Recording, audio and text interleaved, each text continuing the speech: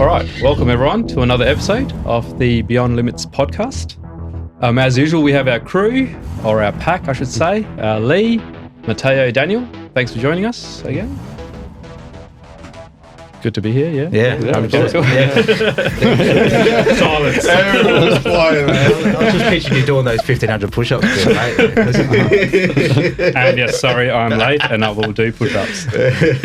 We won the video. It's on video, yep, Yeah. got to do it. On the last episode, Lee hosted and we explored how we could turn, moments of chaos into clarity, and how our hardest moments, became the catalyst for change. So in this episode, I'm looking to take it a bit further. We're going to talk about what comes after clarity, how we go from operating alone to actually building our pack and finding the right people to surround ourselves with and building our inner circle. So we'll dive into moments that have, forced us to grow, the lessons that have made us better men, father, partner, friend, leaders. And yeah, let's just see how we go. We're going to be talking about how we've surrounded people that, pull us up rather than hold us down. And so I've got it. So I'm going to start with you, Lee, today. All right. Box You give me cider again. No worries. So Lee, your path has been quite unique to get to where you're at. You mentioned you didn't have role models growing up. You grew up in an unstable environment. You're surrounded by emotional and physical instability. So I guess you were alone to some respect. And then that drove you to join the army to find some connection. Now, of course, you're studying psychology and you're turning your pain into a way to help others with their personal development, which is awesome to see.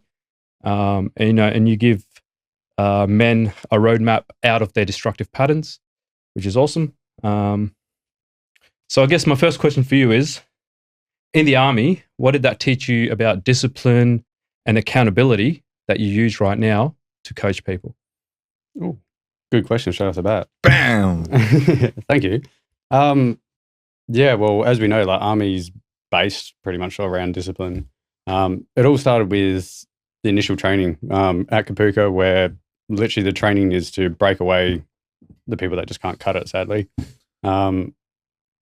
I joined up fresh out of school. I had a lot of destructive behavior patterns, a lot of discipline issues for sure. The army training at Kapooka, just even the initially, straightened me out very well. And that was 6 weeks, right? Is it 6 weeks that you got to go there? No, it's a couple months. Yeah, it's almost 3 months. Yeah, it's nearly 3 months, yeah. Oh, there you go. So it's pretty hectic. I lost a ton of weight because they put you on pretty restricted rations, and then also all the physical side of the training that comes with it as well. But the discipline, because you're doing it in such big groups, there's just so many of yous, and yeah, you get discipline within yourself, but it's more as a team. So you're already getting put into an environment where you're lifting each other up, helping each other get through those horrible sessions. A lot of fun, but they're just very harsh, very intense. And, it just helps build that discipline. Even when, I'll never forget it, it's when they teach you how to march in a group and you're marching around Kapooka. And if you go anywhere near where the gutter is, the instructors would just start ripping into you, pretty much saying that, if you're a soldier, you don't walk in the gutter, just pretty much just boosting up that self-esteem, even just from that kind of point of view, which I thought was really, really good. It was just, especially at a young age for me, who had a lot of destructive behaviors from the environment that I came out of, the army just really just pulled me back into line. Not just so the discipline side of things, which was, I got there, they shaved my head, they give you a number, and then they just start pumping you with just pretty much all the different types of training. Sorry. What? It was one of those army jokes. It's started pumping it. I was just, my mind. For fuck's sake. Come on, mate. Bro. Cleanse your mind. No. But luckily enough for me, just environment-wise, the lads that I ended up getting surrounded with in my trade in the army, that was probably the pivot point for me, which actually really embedded in those disciplines, but just the habits and that kind of mindset, which I'd go out once we left training, we got up to my first posting. I started getting surrounded by those new people. I was still had a lot of destructive behaviors in there. A lot of discipline did get put into line with my training, the nutrition side of things, just mindset. But I still had those drug and alcohol issues where as soon as I would touch the piss, I would just, that was it. That's where the destructive behaviors come out, the fights, just all that toxic stuff. Where luckily enough, the guys that I was surrounded with up in Townsville, which is where I first was, they sat me down after probably a couple nights out where they saw me just doing that, which was my social norm from my environment back home. They sat me down. They just said, if you keep doing this shit, then you're not going to be able to hang out with us. We're pretty much it's just going to end up fucking up my whole career. So luckily enough, they pulled me into line a little bit as well. And then just over time, just being removed from that environment and put in that kind of environment, being surrounded by those kind of people, that discipline just started getting more embedded in. And over time, my standards in all areas of life just started raising. Yeah, awesome to hear. So obviously that was the first sort of finding your inner circle and finding some people that, that pushed you up rather than held you back. So I guess that was the start of you sort of building that sort of inner circle. That's great. And so how have you now, all those things you've learned, that discipline, how are you, I guess, teaching that to other young kids who are in a similar situation to you, or can you relate to some of the people that you're coaching right now?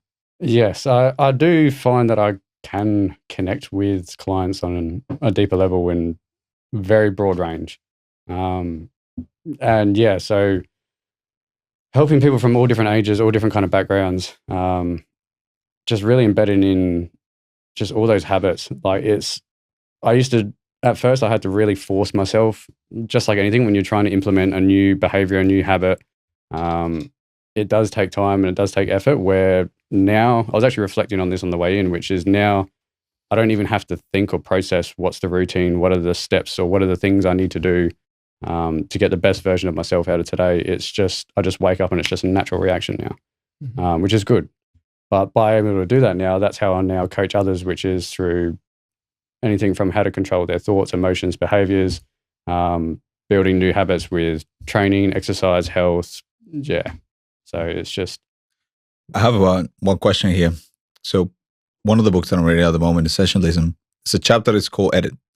And in the chapter, they mention the things that you have to remove to make the perfect shot. So relating it back to, obviously, the experience of your life back in the army, what was the thing that you had to remove to get that perfect shot, or that fit into that perfect group to then advance forward to where you want to be? Well, that's really good. It'll just elaborate a little bit more on what I spoke about before, which I would have to say is those destructive behaviors, which for me, it was more the fighting and the drinking with the alcohol and all that kind of stuff that just came with it. Once that was removed, then that's when everything just started really changing, like really, really changing. Even when I surrounded myself with a better environment, better people and all the rest of it, if there was, not saying that alcohol is completely bad, but if you use it in the way that we would, then yeah, 100%. Where as soon as that was kind of removed, and it was just over time, it just started getting more and more embedded in. Does that kind of answer your question? Or? Yeah. So I guess one of the things that I feel like a lot of people will want to hear is a lot of the times we have our shoulds, right? I shouldn't do this. I should do that in the morning. Relating it back to your experience in the army, that you knew that you should stop drinking, that you should stop hanging out with those people, that you should be doing X, Y, and Z activity. What was the pivoting point from a should to a must? What was it? Like, was there a specific trigger? Was there a specific moment? Was there something that you could give advice to, not advice, but more of an opinion and your point of view and how your life got transformed from a should to a must? Yes, sadly, it'll be kind of like similar to what like Matteo spoke about last time, which was my rock bottom. I know that you have heard this a little bit already. It was definitely my rock bottom, which was right towards the end of my army career. I was a lot more disciplined up towards the end, but the drinking was still there. A lot of those bad habits were definitely still there. And I got really good up until that point, and it was just those little things, but they were just sabotaging, just destroying every relationship, every friendship, every career path that I was going into. So once I was in, that was kind of removed. I just got to a certain point where I actually stopped going out. I stopped the partying. I stopped the drinking, and I thought it was going to stop. And that's when everything hit me like a ton of bricks. The mental health, everything. That's when everything caught up, and that's when I realized, oh fuck, Rip the Band-Aid off. Yeah, I thought that everything was going to stop once I stopped. Once I stopped, that's when everything just went bang and it just hit me. So don't wait until you hit rock bottom and you have that kind of moment before you start working on your shit. Like, long story short, where I got to that point, sadly, I was admitted to the public mental health hospital in Sydney. That's where I was diagnosed with PTSD, major depression disorder. Even my nervous system, but it took a toll where I started getting involuntary twitching movements.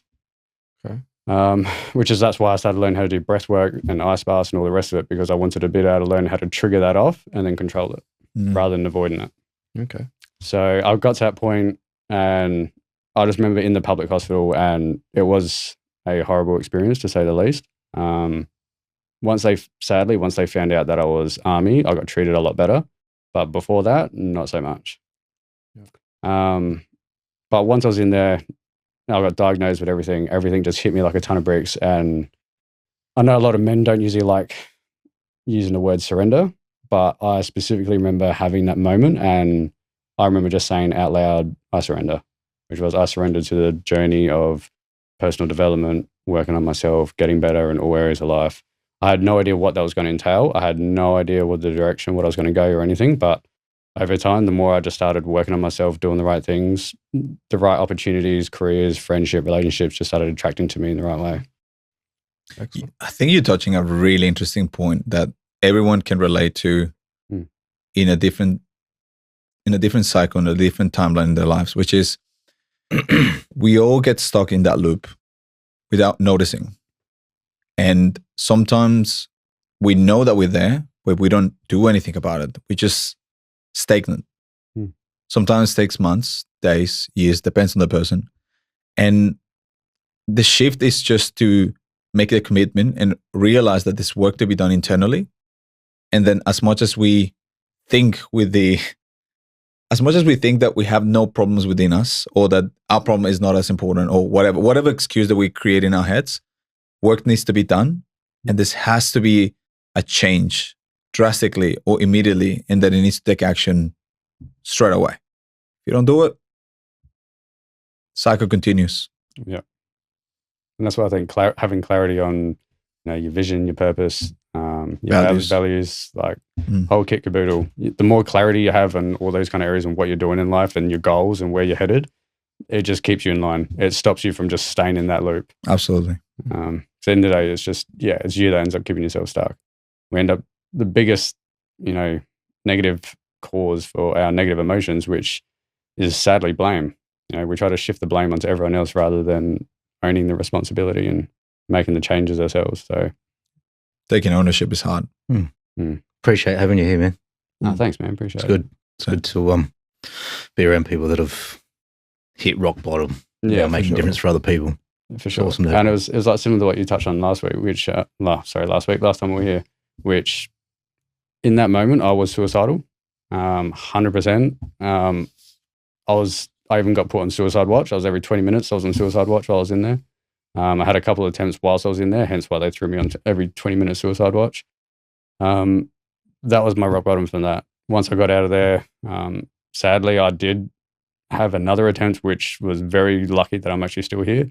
But then after that, which I know you're aware of it as well, I went and got my dog, which obviously, sadly, he did pass away at the age of 3 once he got diagnosed with cancer. But he was essentially my therapy dog. I hit rock bottom. I lost everything in my career, my relationships, friendships, my mental health. I lost my whole identity. I had no idea who I was, where I was going.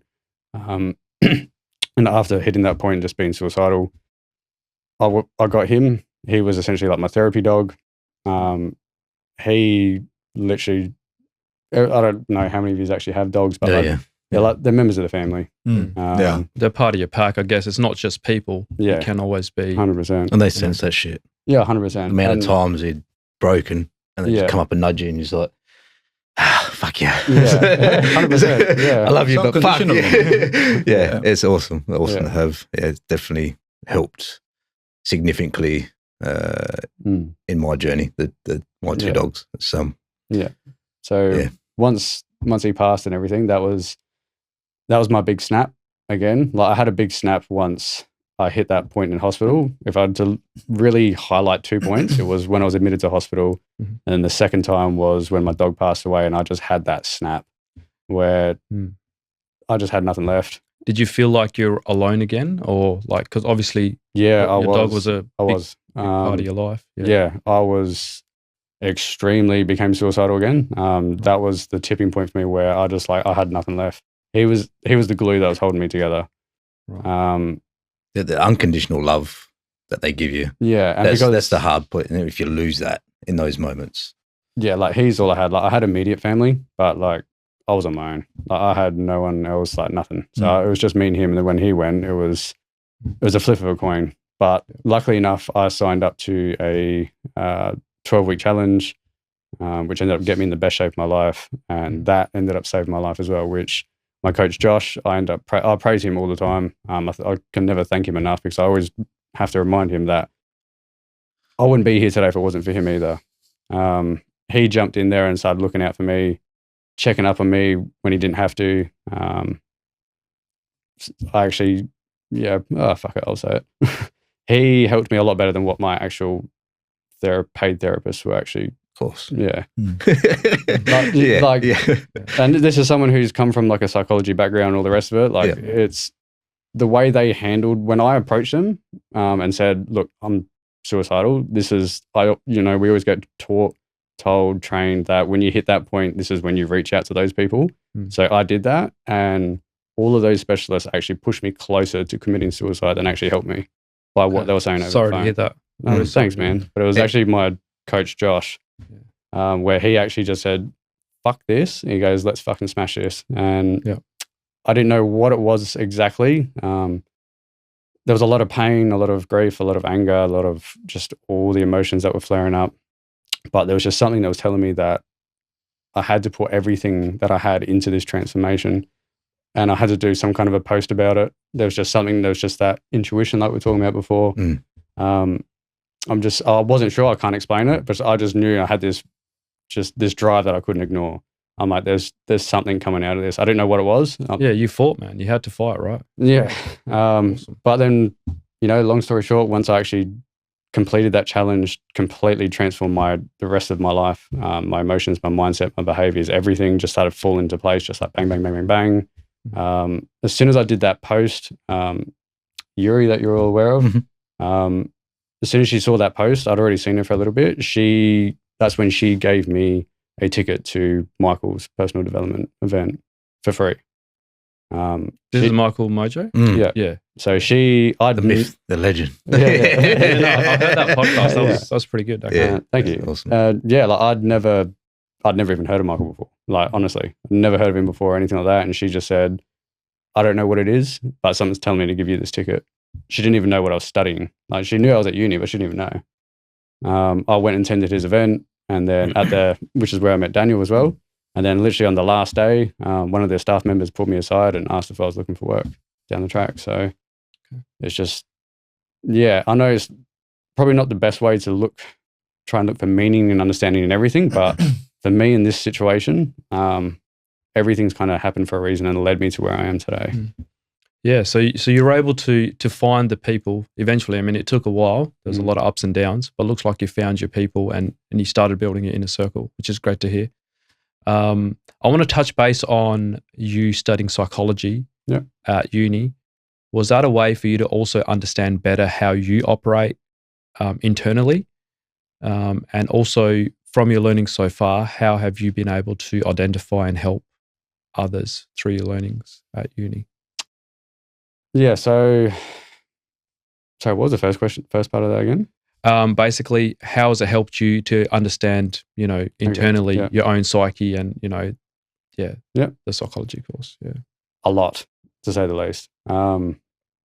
Again, probably something I shouldn't say, but I'm going to say it anyway. I was told not to study by the agency that looks after obviously the vets once they leave and they experience what I experienced or similar things. I was told not to study, that it would just, I'm not going to go down that path. It was actually my specialist that jumped in and said, how can this not help him? Like, look at what he wants to study, look at his situation. That is, So I ended up doing it, got their approval, everything went fine. I started learning just more and more, and the more I went through it, the more everything just started falling into place. A lot of things started clicking with my own personal experiences.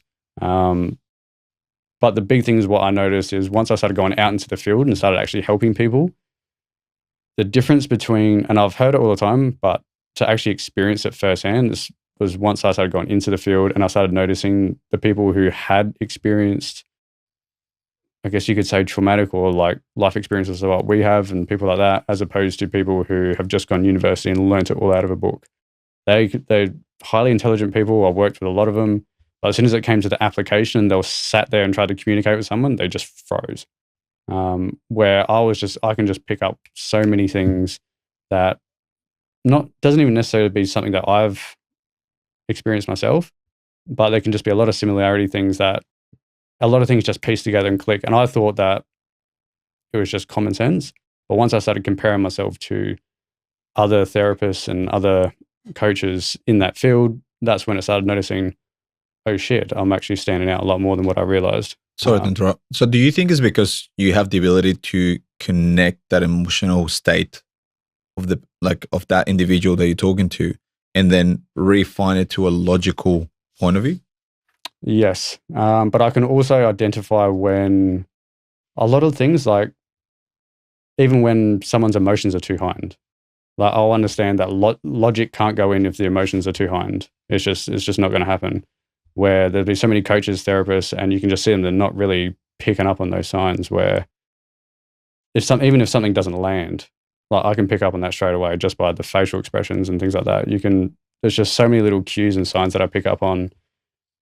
A big problem in the coaching and therapy industry, which we're all aware of, which is clients will go in, and I know we've discussed this before, which within the first, research and studies show that within the first 4 seconds, we've made up our mind about someone as soon as we lay eyes on them. So we judge someone unconsciously based off the physical appearance and what we see. A lot of the time, clients will get that vibe that therapist or that coach can't click with what they've been through. And it might not be something that they process, but they can just sit down, you get that vibe, you get that energy. I've been in that position so many times. Like I grew up in the north and all the rest of it. There's been therapists that I've seen that have had nothing but grown up in Adelaide Hills and have had like really good upbringings, which is, good all on them. But as soon as there's a little bit of tension that what they're doing isn't working for me, you can tell they start to panic. They've got that fear. Where there's something that I've noticed where it doesn't matter who it is that I'm speaking to, there's just no fear. Now, there might be that maybe a little bit if I haven't met someone for the first time, which is just normal. But as far as social status go, reputation, if you want to go about it like that, because of, I guess, my background, where I've came from, people that I've hung around, that just doesn't seem to exist. So you're able to, I guess, relate to them a bit more because you've been in these situations. Yeah, you could probably relate better, I guess. 100%, and people can sense that. Awesome. It's not something that I have to go in there and be like, oh, hey, I've had this experience, I can help you with this. You just sit there and you just do you, and they can pick up on that, and they'll start coming to you like magnets and actually asking for help. And I think it brings a really genuine connection, because a lot of the time what happens in that industry in particular is that people see it as a scam, because there's a lot of people that are just trying to tick boxes and trying to fit people on an agenda. Yeah. But it's not like that. It's like, imagine trying to fit all us four in a checklist. We can't. No. We might have similarities, but we're all different personalities, different drives, different circles. Yes, we have things in common, but there's a lot of different things you need to be able to isolate that person individually and to connect with them in a higher level. Otherwise, how are you going to be able to guide them or provide them the tools that he needs in order to get to that next step? 100%. And it needs to be personalized to the client. And I do that with mindset coaching and also like the physical side of things. It's a very particular skill. Yeah, 100%. And a lot of coaches, not just mindset coaches, like personal trainers, some of them are shocking for it, which they'll just copy and paste the same programs out of their clients, which I will never do that. Even if it's similar exercise and all the rest of it, it still has to be tailored to what their body needs. And I do the same thing with mindset coaching. Excellent. All right. Well, thanks for sharing, Lee. No, very, very motivational and moving, some of your stories. So thanks for sharing that. Oh, thanks, man. Great questions. Yeah, awesome. I'm going to move on to Matteo. Go clockwise. Spotlight. All right, Matteo. So your life proves that no matter how far you get off track, you can still find a way back. You lived through a world where chaos felt normal. You went through some hardships, and I'm sure you found yourself quite alone. But you refused to let that define you. You refused to let it define you, your past experiences. So, you chose to rebuild everything, and from your values, your inner circle, your habits, and now you're running a successful business. It's an awesome turnaround. Well done. Thank you. So in the last podcast, you did mention something about there was a turning point where, you almost lost your life. What went through your mind in that moment, when you're going through that? Reminds me of a DMX song, Here We Go Again. Because it wasn't the first time. Right. It was just fucking here we go again. And it was survival. It was like, the difference was for me after that point where I actually got myself out of the situation, picked up my bike, etc. I remember it was like I was talking to myself and I just said, enough, just enough. This has got to stop. And that's when I just had to make a change. Yeah. So what was the first sort of decision that you made that helped you, implement that change? I know you said, internally you said, yeah, that's enough. But what was the first action you took? First action actually was exactly like Lee. It's a common pattern you see along the lines of people that have hit rock bottom. One of the biggest tools I've seen and noticed throughout society is training, any form, physical, like weight training, running, anything that's actually going to push your mindset to go that extra distance, go that extra 5 minutes. That's what happened. Same with me. I was at an event and I had Rizwana, who's a Muay Thai fighter and trainer. I met him. I looked at him. I was like he was an angel. I was just sitting there. I was like looking at him, just like. And then I contacted him. I said, I need to get back to training. And literally, that was it. That was a snowball effect from there. Vomiting the first session, second session, third session. I think it was like 4 weeks straight. Almost every session, he would push me. As much as I want to give up, he would push me. 10 more kicks. Dude, 10 more. I've done them. Another 10. I'm like, fuck, man. Like, seriously? Yeah. And that mindset change in pushing yourself that you can achieve something, no matter how hard it gets, just push harder and keep going. And it snowballs into your life. Yeah, I saw one of your Insta videos of you, I don't know, doing like 50 kicks in a row or something. I don't know what it was. It's actually pretty cool. I'm going to show my age now. It was actually my 40th, but that was on my 40th birthday. So it was 40 kicks. 40 kicks, leg. was it? So yeah, 40 kicks, yeah. But biggest one I've ever done is 100 non-stop each leg. Mm-hmm. And if you stop, you have to start again. So that's one of those mindset tricks that you got to do 100 kicks non-stop. And if you stop, you got to start again. So it's like, I ain't fucking stopping, man. There's no way I'm starting again. It's just like, so you'd go and you'd do 100 and then you do the other leg and do the same. So it's that mindset of being in control because your brain will give up before your body does. Mm-hmm. And I've pushed myself to the points where I've just literally collapsed on the ground and I'm just laying there. I'm thinking, I'm still ready to go, but the body's fucked. Yeah. It's amazing what you can do with the brain. Yeah, awesome. How have you put yourself in an environment that stops you from going back to your old sort of habits? Like, you could have easily slipped back into your old habits, but you chose to obviously not do that. What sort of safeguards or things did you put in place to stop you from going back? Being comfortable being alone.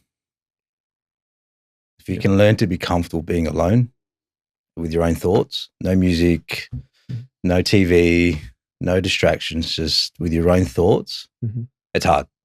But once you can get that comfortable zone of just like, you get a bad thought come in, you go, no, that's not current anymore. You know that's not the truth. And it's, having that conversation with yourself and just being comfortable with yourself and your own thoughts. Then you don't depend on someone. When you have someone that is along the same balance level, they'll be attracted to you in that situation. So then you attract the right people. And I think also adding to that is like, once you make the decision that you're going to be changing your environments for good, I mean, it's very hard to go back to your old style once you have a completely different circle that is pulling you towards a different direction. Looking back and going the opposite way is almost like suicide, really. Yeah. Like, you know that going that direction is no longer an option. It was for a period of time, but it's like new circle, new life, new goals, new drive. It's 100%. like, Yeah, definitely. why? Yeah, big difference. And would you say, because I know like a lot of the time we always refer to, what mentors do you have in place? What resources do you have in place? From what you just said, would you say you found a lot more clarity and discovery with yourself in the stillness rather than in the noise? So a lot of times we try to use motivation and rev ourselves up and all the rest of it, where you were saying no noise, stay there with your thoughts, and then you can learn to control your thoughts as they come in rather than just trying to dismiss it and crank yourself up with motivation, which, as we know, you can't sustain that over time. Yeah. And I actually prefer, like, in that instance, because a lot of people rely on external sources for motivation, for encouragement, guidance, all those sort of things, like those external values input, you know what I mean? And, that changes when you can do it yourself and you start doing studies and that yourself. I actually prefer now to train no music. Interesting. No music, like just my own thoughts. Yeah. It's That's 10 times, actually 100 times easily better than training with music in the background, music in your ears. Yeah. I do like talking. Like, I do like talking with like mates. Like if we go for a walk or a run or we're training, I do like, meaningful conversations. Yeah. But if I've got a choice, it'd be silence. Yeah. It would actually be, like I did my first half marathon 6 months ago. Maybe, no, it'd be more than that. But anyway, rocked up to the gym, was about to go to train. I thought, you know what? I'm going to run from West Centrals, which is at High Marsh, run from there all the way down the Torrens to West Beach and back. This was like 5 a.m. in the morning. Yeah. I put my AirPods in. I was like, nah, put them in the car. So by myself on a Sunday morning, 5 a.m. And I ran the whole thing in an average of 5 minutes, 10 seconds. And the conversations I had with myself, fuck. I was going to get an Uber back. Don't have a phone on you. Keep running, shut the fuck up. Like, it was just a constant. I like using, I learned it from Bob Proctor, is that like a plane's on autopilot. And as soon as it goes off course, it recorrects itself. Yeah. So it's that thought, same with us. As soon as you start thinking old ways or detour, it's like, get back on track. Yeah. Get back on track. It's just like, as soon as that thought comes in, go, no, keep going. Yeah. That's the way I got through it. And I remember it probably would have been 5Ks, I reckon. I was fucked.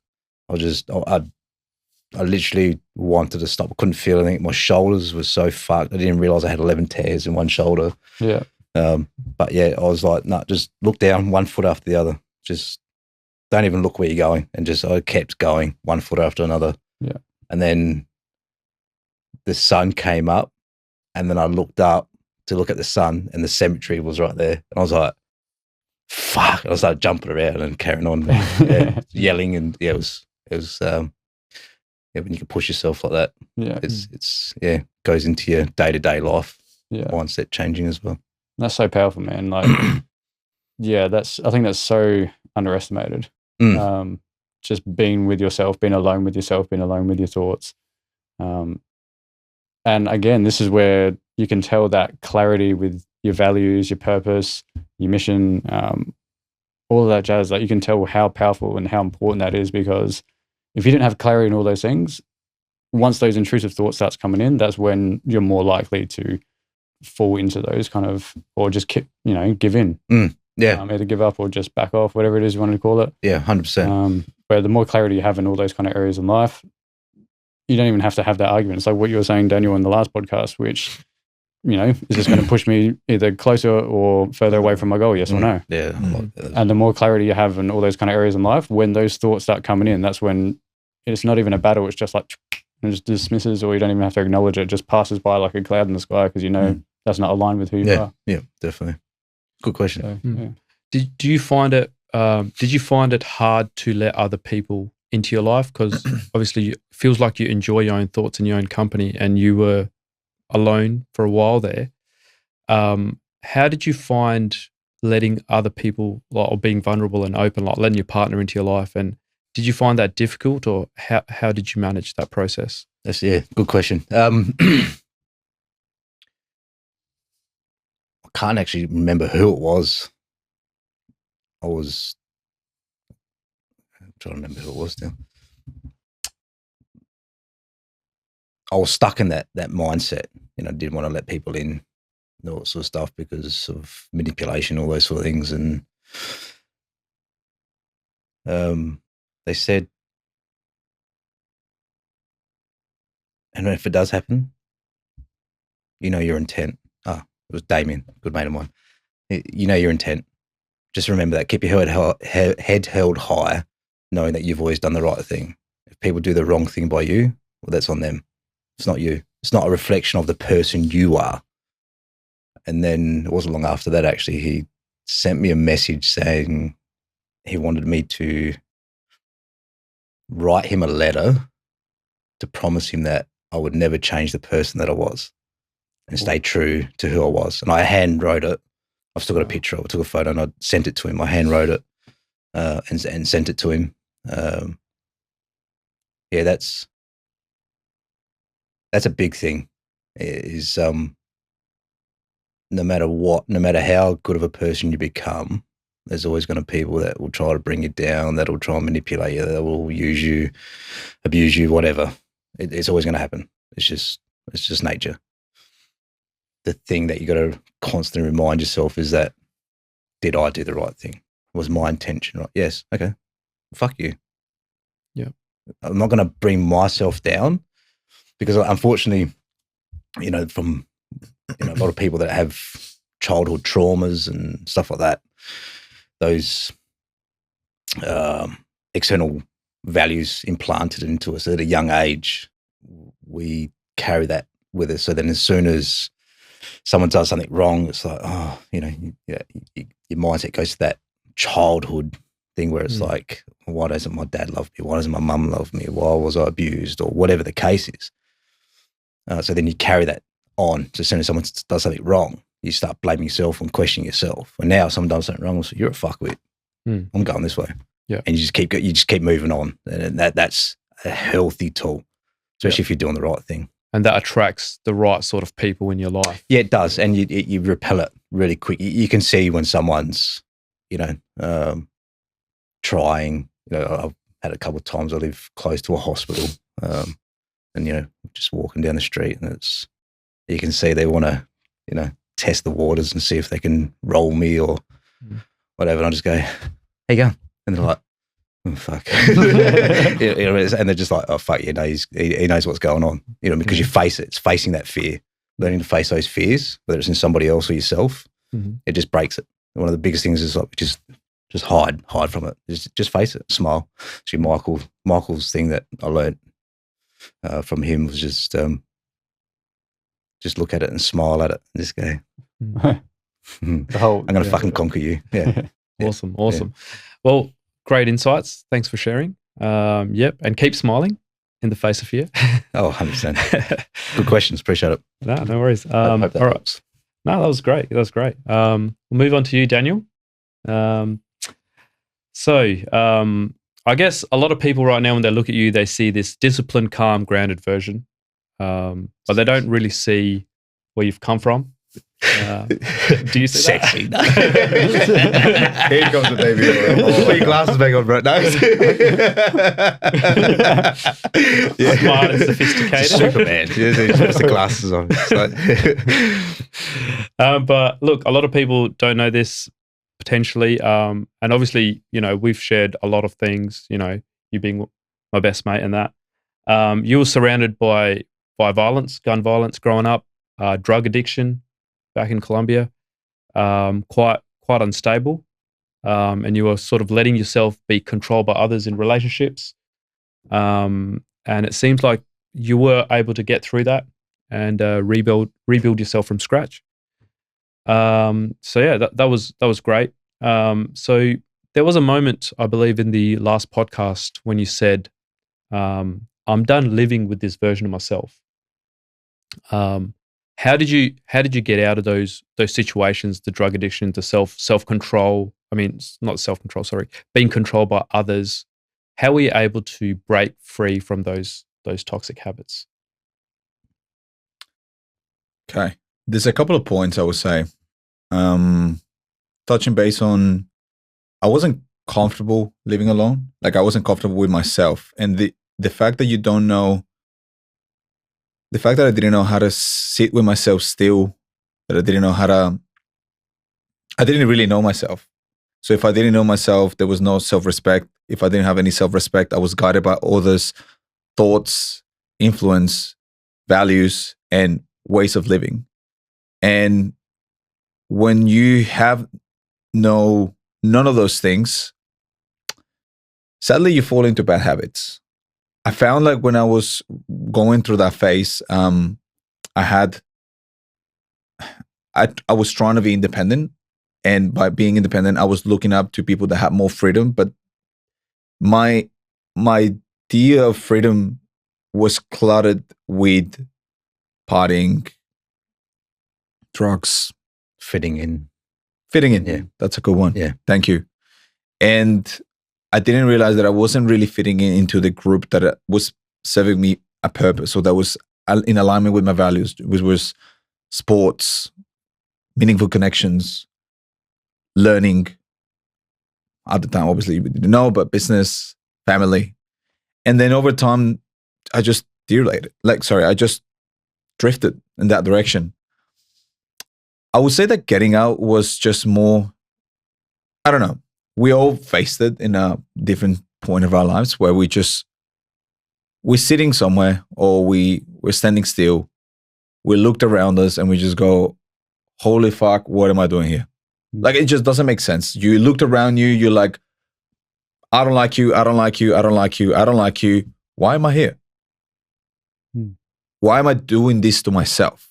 How low have I come that I have no respect for me and others that believe in me and give myself priority and actually do give priority to others that are not serving any purpose, love, or clarity into my life? I don't know. You just get angry. For me, it was just, I remember being a kid, I just sat down in, I was locked up for a bit, for like a couple of days. And I was just like, what the fuck am I doing here, man? Like this drug addiction is getting too far. Like I don't recognize myself anymore. This is not me. This is not the version that I want to be in the future. I can do better. Was that a rock bottom moment or like a turning point when you got locked up for those couple of days? No, because sadly it happened again. But again, I think it's more to do when you're around others and you realize I'm not living to my full potential. I'm not living to my full potential. And sometimes everyone's different. Everyone has a different story. For me, it took me a couple of hits to realize it. But once you say enough is enough and you just sort of move on. My hitting point wasn't that. My hitting point was just being in a relationship in which we just weren't the right match. We had different values. We had different missions. The way we communicated was not healthy at all. I wasn't being good to myself. She wasn't being good to herself. And then just realizing that us connected mutually wasn't the right fit. And me being also connected to a drug problem and the lack of, in fact, you know what? The biggest thing was I had no emotional stability. I didn't know how to process my emotions. The fact that I didn't know how to process my emotions and isolate moments in which I needed logic to take place and emotions to take place was a really big problem. And once I managed to isolate both and make decisions, I think that's when my life turned around. And I was like, okay, this is not the right environment for me. I need to move on. Yeah. I think that feeds into my next question, which was like, I was going to ask, how do you now stay calm where in the past you would have probably, exploded in certain situations, which I think you've touched on, but how do you keep yourself sort of calm and grounded now these days? He looks at himself in the mirror. I'm good. How you doing?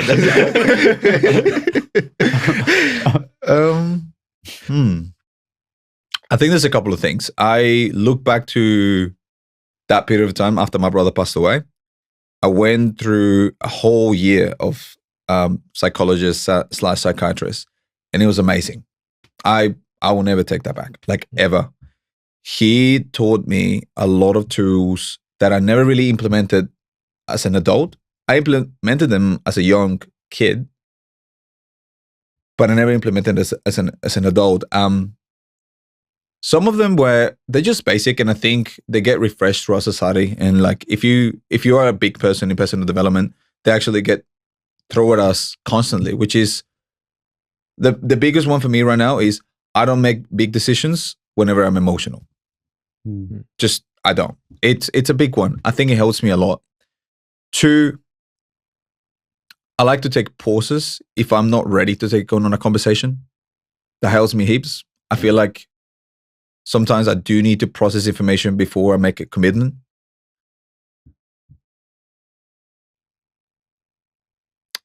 And I think the fact that I'm constantly trying to learn new things and live through my values helps me heaps on emotional regulation, because it's like I'm constantly in that pursuit of finding a new piece that I didn't know about me before.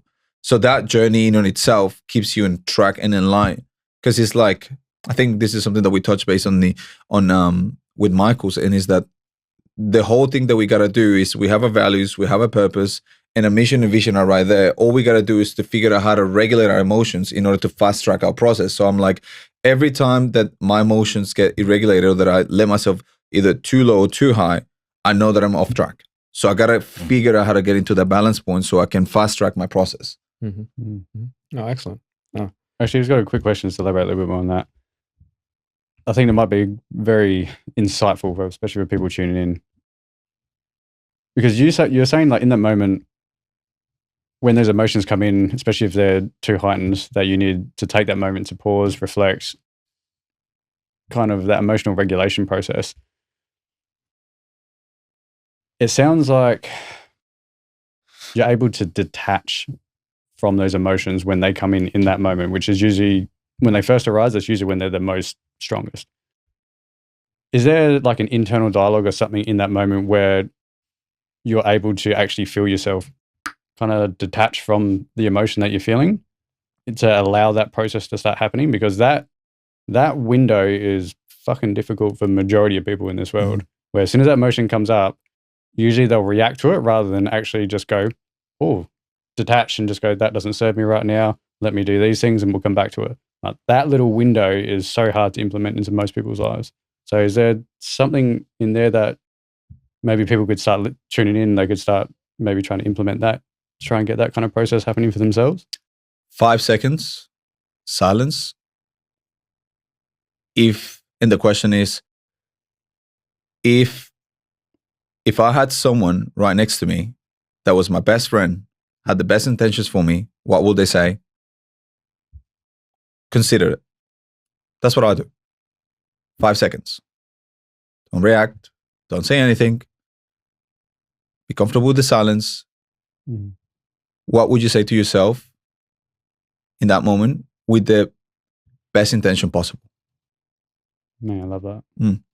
Thanks for It sharing. comes to on that topic, being comfortable being by yourself in your own thoughts. Mm. Pick up on it a lot quicker. So the more you can practice on when you feel a certain way, whether it's angry, sad, frustrated, as soon as you feel it, and you can like when you spend more time working out yourself, you start to become more in tune in how you're feeling. So if you're feeling anxious, it's like your heart starts racing, your breathing starts getting shallower, you start sweating, you start looking around. Once you start to realize those patterns, you pick up on it a lot quicker. So you're feeling like, I don't like that feeling. Take control. Take a breath. It's all right. We can sort it out. You faced worse. That's my personal. Tap it into your inner resources. Which, Yeah. I've been able to do this in the past, so I can do it now. Yeah. And it does take time to identify that. And over time, once you obviously learn more about yourself, you know when your tipping point is. And sometimes you've got to be like, you know what? If you're on a phone, you're about to explode, you'll be like, I'll call you back. Yep. Put the phone down, take a breather. Yeah. Yep. And also to realize that we're also humans. We will make mistakes. Yep. And even me saying these things right now, I fall to my own.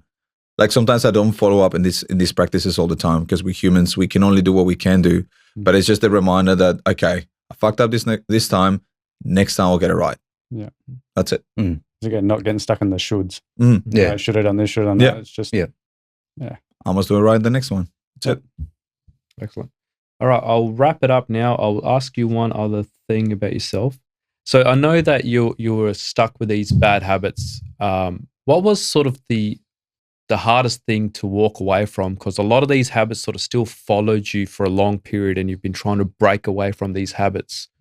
And you're probably now at a time where you're like, you've put a set boundary, and you've walked away and like, I'm not doing those things I used to do to hustle, to obviously you've cut drugs out, but there was still other things that were still holding you back and pushing you back to your old habits and your old environment. How have you now made a decision and decided to walk away from that and say, look, I'm never going back there. I'm not going to those old ways. I think we touched base on this already. First thing, people. People around us is the biggest influence in our lives. So once I shifted my environment, and because naturally when you shift your environment, your conversations change, right? If you shift from a circle where family is the highest value, family is always going to be the point of conversation. If you shift to an environment where partying, drugs, and all this stuff is the highest interest or highest value, is like, well, that's your conversations. I shift my environment completely. People change drastically.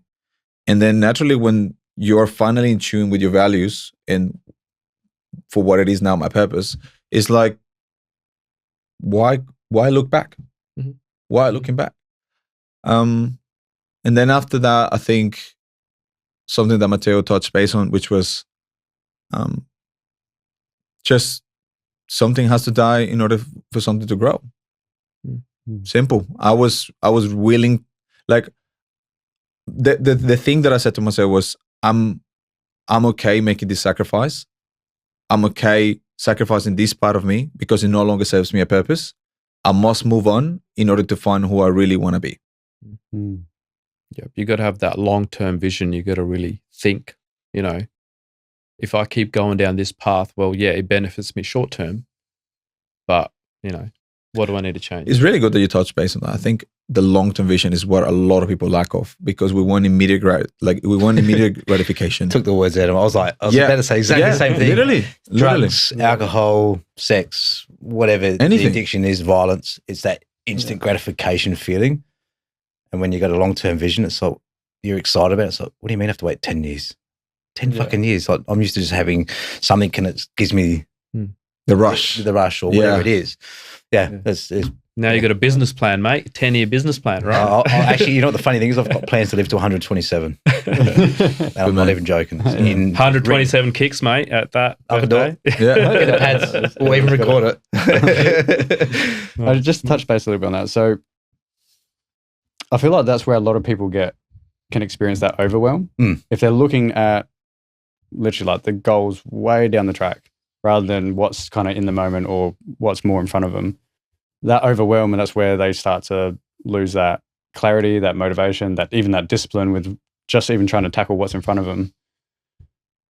I feel like there's pain in change, but there's no pain like staying the same. So when you do start making those changes, even for the first time, those new habits, those new thoughts, behaviors, they may not be sticking, but once you experience that change in that new environment, whatever it is, like you feel it. Like you feel the difference with how much better you feel, even just in that moment when you first just do it for the first time. And then you just keep that momentum going. You just do the next little thing, and you generally start feeling better and better with every little task and behavior that you do. Yeah. And you just keep that momentum going throughout your goals, and you just keep keep your path clear with your goals, clarity, vision, values, all of that. And just to chip away at it. It doesn't happen overnight, right? Yeah, Chip and away. the thing that you're saying about pain, this is where it was a game changer for myself. And I know if you can if people can just understand that you've got two choices to either do something or not do something. They're both just as hard as each other. Choose your pain. The pain. Choose your pain. Exactly. Because if you don't do it, it's going to be hard. If you do it, it's going to be hard. Oh, yeah. Pick which one is going to be the best outcome for you in the long run. That's like, what was it? I think it was Jim Rohn that put up. No, I lost it. No, I've lost it. Damn it. All right. I'll leave that one. Start thinking about baby oil, didn't you know? Thinking about you, mate. Here we go. That's why I did my top button up this time. I could tell. All right, guys. Let's try and wrap up now. So I want to put a question out to the group. So what's one thing you would tell someone right now who's feeling alone, but they want more out of life, but they're feeling alone? Like, what's one thing you would tell them? Can I? I want you to answer it. Go for it. Yeah, good. You want me to answer? Reverse. Put me in the spot. Reverse. Reverse, mate. Look, I would tell them to not give up on themselves. You know, a lot of times when we're alone, we're sort of in our own thoughts. We go into these destructive behaviors. Like for me, it was, I was drink driving a lot. I was doing dumb things. I was driving my car like insane. Like you wouldn't drive like that sober. I was speeding, going through hill runs. I would be, so that was my real destructive. When I was alone, that was my way of lashing out. I was just pissed off at everyone. Mm-hmm. So I think identify like, the bad habits that you have, and make steps to, reach out to a friend, there are good people around you. You just got to identify the good people. A lot of the times in those moments, we don't realize the good people around us, I think. We really hang out with the people that influence us or the people that want to control us. So I would say to try and reach out to the good people, but it's hard to identify because you got to just take a step back and be like, I'm alone, I'm in a bad place. Who's in a good place? And, who can I actually reach out to that'll actually help me, instead of being around the same people that are not going to help you. They're just going to keep doing the same thing. So hopefully that helps. But yeah. Yeah, definitely. Thanks for sharing that. Did you want to jump in with that? Or I know you're waiting, mate. Go. For me, I would have to say that if someone is alone going through that you're not alone, and that these tough times do lead to better times. But just in that moment when we're so caught up with what we're experiencing, we think no one can relate or understand what we're going through, where there's so many people in this world that are going through similar experiences, and we can all help each other. And for those people who can't necessarily afford mentors, coaches, and things like that, the beautiful thing about social media is pretty much all of these mentors people, they all have social media and they've all got content on there for free, whether it's podcasts, Spotify, Instagram, all the rest of it. Yeah, even our podcast, right? Yeah, exactly. Reach out. Yeah, exactly. Hit me up. I'm happy to talk with anyone that's willing to change Yeah, and 100%. grow for sure. But even like within us, external, find someone, whether it's a mentor that you don't even have to pay for. You can just write it down. This is the mentor I have for this area of life, this area of life, this area of life. Learn all their content through their socials, through everything, and just start implementing it into yourselves. Mm. And you start realizing how you're not alone and how, we're all doing this to help each other out and get the best versions of ourselves out of each other. So, yeah. Awesome. Mine would be, you are worth it. Keep telling yourself that. You deserve to live a better life. You got to put in the hard work. What you're doing is hard. It's the same amount of effort. Just put it into something that's going to be better. And you are deserving it. Doesn't matter what you've been through. I'm not like as in belittling that. It doesn't matter what issue it is. You deserve a better life and you can get through it. But it's not going to be easy. But it's beneficial in the long run. And again, choose your pain. Yeah. That's biggest thing is just knowing that you're worth it. Everyone is. Every single person. Awesome. Daniel? Last one for me probably would be, and that worked for me, was I focus on my self-respect. And in order to focus on my self-respect and actually be able to own it, was raising my standards to a point that I couldn't even believe that I could achieve that.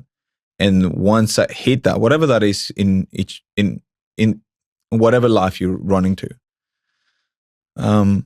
raise your standards, create a challenge every day that helps you feel on track to where you're trying to get to. And as long as you stay on track and you feel like you live your life to your, how do I say it? As long as you live your life to your own means and values, the rest take care of itself. No, thank you guys. It's been very good. And yeah, we'll see you guys next time. Thanks to everyone tuning in as well. Appreciate it. Thank you. Cheers, guys.